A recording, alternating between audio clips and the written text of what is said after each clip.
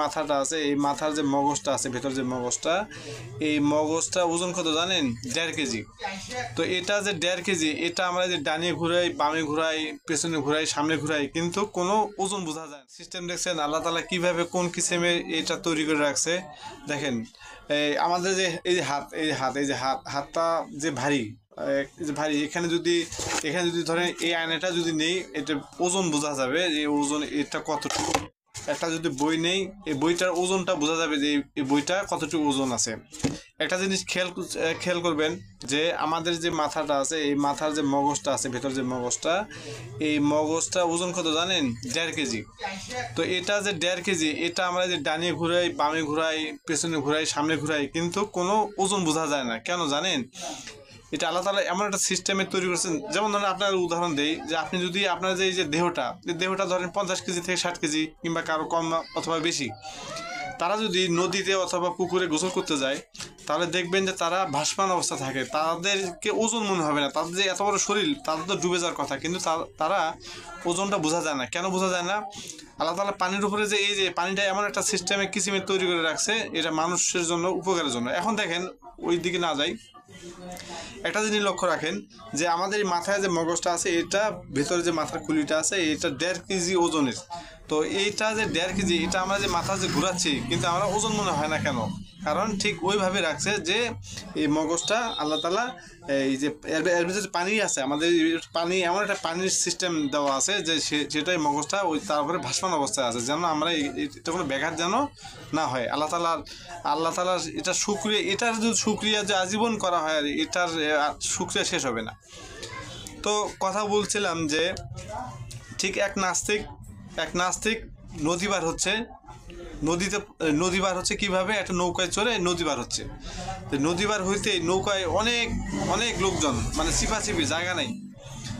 তো সে এখন বলতেছে যে আল্লাহ যদি এমন একটা সিস্টেম করতো যে এই যে হাত, এই যে কবজি, এই যে পা, এগুলো যদি লার্জ সিস্টেম করতো, যেমন বিভিন্ন রাষ্ট্রে বিভিন্ন জায়গায় বিল্ডিং তৈরি করে, যে লোহার অ্যাঙ্গেল দিয়ে, রডের সাথে পেঁয়াজ দিয়ে বিল্ডিং তৈরি করে, ঠিক এরকম যদি আল্লাহ তাআলা যদি আমাদের এই হাতগুলো যদি লার্জ সিস্টেম করতো, খুলে ব্যাগে রাখতাম, এই নৌকায় তাহলে জায়গা আরও বেশি হতো, জায়গা কম লাগতো। তো প্রতিমধ্যেই ওই লোকটি এই মানে ঘুমিয়ে গেছে, নৌকায় ঘুমিয়ে যায়। ঘুম থেকে উঠে সে এখন বলতেছে, ভাই হুজুরকে যা বলতেছে, হুজুর আমাকে মুসলমান বানিয়ে দেন, আমি কিভাবে উজু করবো, আমাকে উজু শিখাই দেন। তার হুজুর বলতেছে, ভাই তুমি তো নাস্তিক, তুমি তো বিধর্মী, তুমি কেন উজু করবা? আমি মুসলমান হয়ে যাবো। কেন ভাই? কয় যে ভাই আমি যে ঘুমাইলাম, আমি যে ঘুম থেকে উঠলাম, একটা জিনিস উপলব্ধ করলাম, যে সেটা কি, এ পর্যন্ত যত আমি ইবাদত করছি, এটা আসলে ভুয়া, আমার জীবনটা ভুয়া। এই ভুয়া সত্যটা কোনটা? আমি যেটা ভাবলাম যে আমি আমার মাথায় যে আমার যে কাপড় চোপড় পড়লো, আমি যে ওই দিকে যাবো, আমার কাপড় চোপড় আছে, টাকা, মানি ব্যাগ যা ছিল আমার ব্যাগের ভিতরে ছিল, আমি এই পোটলাটা মাথায় দিয়ে আমি ঘুমাইছিলাম। রাত আমার ঘুম ভাঙার পরে দেখি আমার মাথায় পোটলা নাই, ব্যাগটা নাই। তা আমি যদি এই হাত যদি আমি খুলে ব্যাগের ভিতরে রাখতাম, তাহলে তো আমার হাত খুঁজে পেতাম না, পা খুঁজে পাইতাম না। আল্লাহ তাআলার এটা যে এটা কত কুদরতি সৃষ্টি একটা।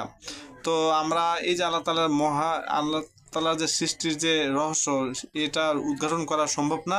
এটা আল্লাহ তাআলার দয়া মায়া, আমাদেরকে এইভাবে সৃষ্টি করছে। আল্লাহ যেটা তৈরি করছে, যেভাবে চলার জন্য মানুষকে সহযোগিতা, মানুষকে যেটা দিছে, যেমন ধরেন পানি, বায়ু, বাতাস থেকে আগুন, পানি যা আছে, সব এটা মানুষের জন্য। এই যে দিছে, এটা আমাদের উপকারের জন্য। আমরা সেই জন্য আল্লাহ তাআলার কাছে শুকরিয়া জ্ঞাপন করবো, সার্বক্ষণিক শুকরিয়া। প্রথম কথা হচ্ছে আমাদেরকে 5 ওয়াক্ত নামাজ মসজিদমুখী হতে হবে। যেখানে সময় পাবেন সেখানে নামাজ পড়বেন, মসজিদ পাবেন না, নিজ এলাকায় যে জায়গায় নামাজের উপযোগী হয় সেই জায়গায় নামাজ পড়বেন। নামাজ বাধ্যতামূলক, এটা আল্লাহ তাআলার হুকুম। তো এই আল্লাহ তাআলার এই হুকুম নিয়ে অনেক আলোচনা আছে, অনেক, আমাদের এই ছোট জ্ঞানে, ছোট মনে এগুলো হবে না ভাই। তো আজ এই পর্যন্ত ভালো থাকবেন। আর আমার কথাগুলো যদি ভালো লেগে থাকে, অবশ্যই একটা লাইক দিবেন, আর যদি পারেন একটু শেয়ার করে দিবেন। আসসালামু আলাইকুম।